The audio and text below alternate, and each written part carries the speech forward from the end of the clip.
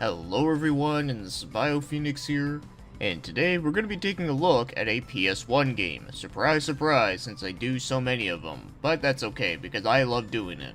And the one we're going to be taking a look at today is Love and Destroy, and it was developed by Inti Creates and published by SCEI, and it was released in 1999, and only in Japan of course.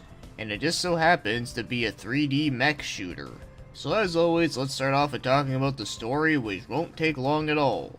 So the main character is some teenager that you get to name whatever the hell you want, and when he is outside doing a stroll, he happens to see a bunch of monsters attacking Earth.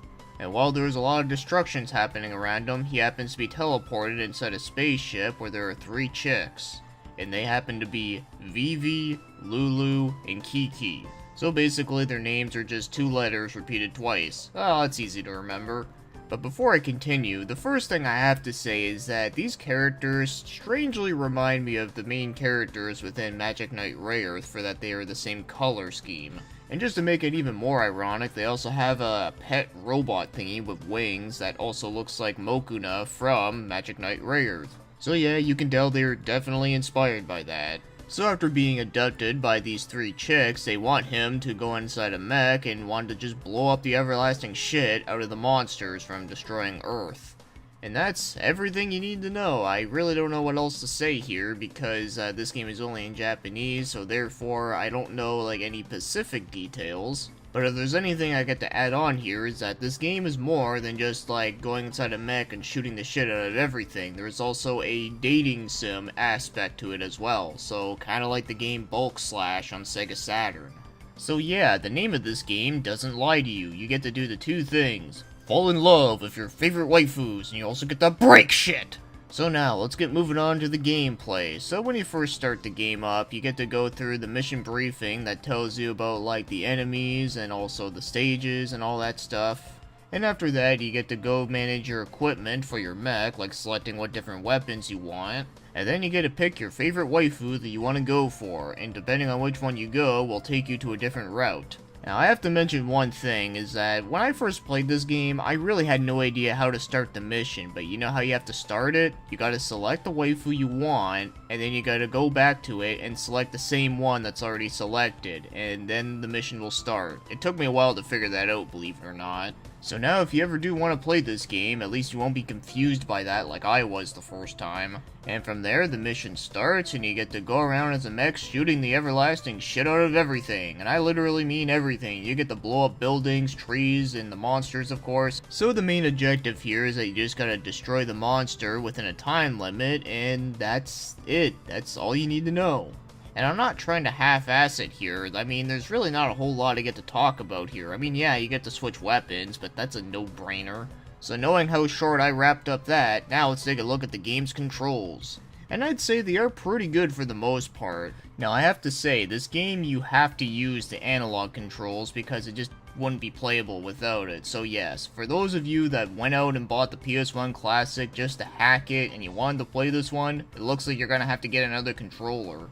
You should have bought a pie. Yeah, there you go, I fucking said it. But anyways, back on track here. So yes, you have to use the analog sticks, and obviously they're for moving around and aiming. And they do feel pretty responsive, except for the fact that the camera angles in this game can be a little bit awkward sometimes. Not the worst, but it can be a little bit annoying sometimes. And you get to shoot with R2, and you get to cycle through your weapons with R1, and you also get to jump up in the air with L2, and yeah, that's literally all the buttons you get to try out in this game. Yeah, you don't even use any of the face buttons in this game, it's kinda weird. So there really isn't a whole lot of buttons to try, but I can at least say that it is very simple and easy to understand, and I do think it all does work pretty well. So now, let's get moving on to the game's graphics, and graphically, I think this game still looks pretty good.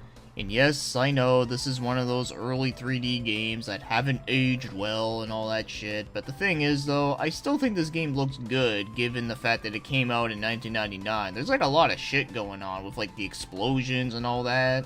And also some designs in this game are pretty cool, like I like the mech designs in it. Some of the monster designs are pretty cool, some of them are just kind of okay, but nothing great. And I really like the animation on the waifus when they appear on the menu screen. I think it actually looks really cool. And speaking of that, the animated cutscenes do look pretty great too. And since because this game is a half dating sim sort of thing, of course, you get a lot of fan service shots. Yeah, who needs 2B's thick thighs when you got VV's thick thighs? Thick thighs, thick thighs, thick thighs. I can't even say that right.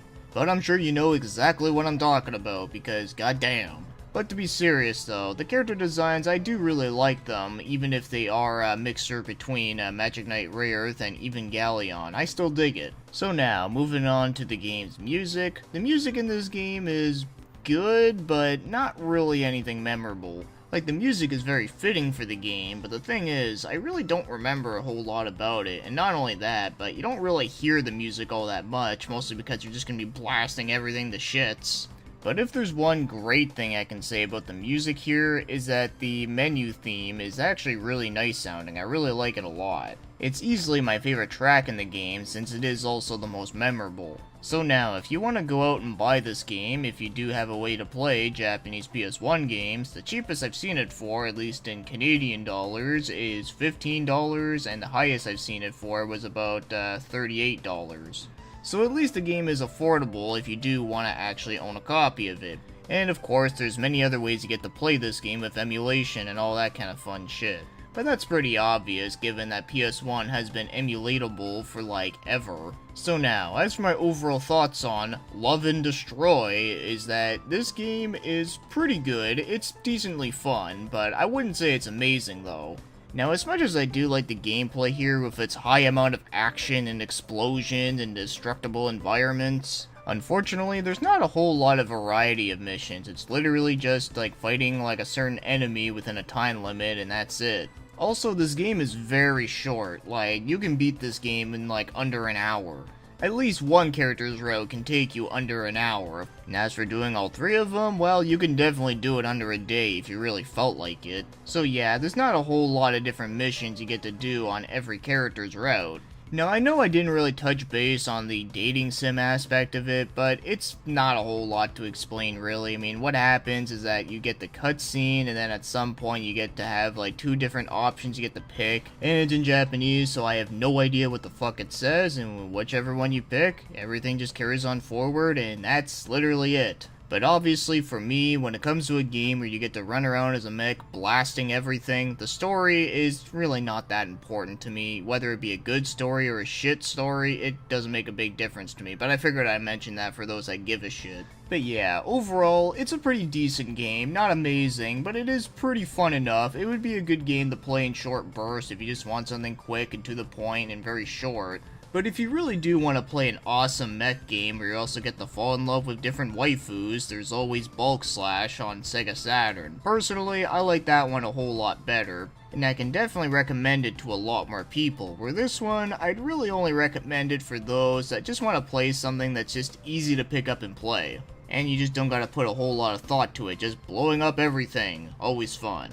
So overall, Love and Destroy can be enjoyable, but I also feel like the game could have been a lot better, but for what we got though, it is decently fun. And I do think the game was at least fun enough to play through one character's story. So with that said, that'll be the end of this review, so thanks for watching and commenting, and have yourselves a great day.